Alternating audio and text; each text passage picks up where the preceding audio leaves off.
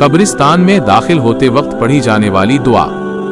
जब भी आप कब्रिस्तान जाएं तो ये दुआ पढ़ें। इससे मर्दों के लिए बख्शिश और आफियत की दुआ की जाती है।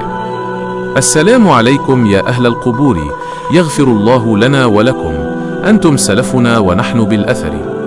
तर्जुमा, ए कब्रों वालों, तुम पर सलाम हो, अल्लाह हमें और तुम्हें बख्श दे। तुम हमसे पहले चले गए और हम तुम्हारे पीछे आने वाले हैं।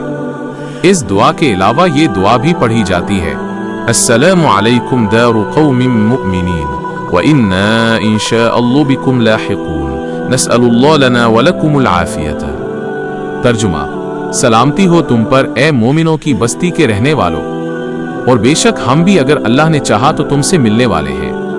हम अल्लाह से अपने और तुम्हारे लिए आफियत की दुआ करते हैं।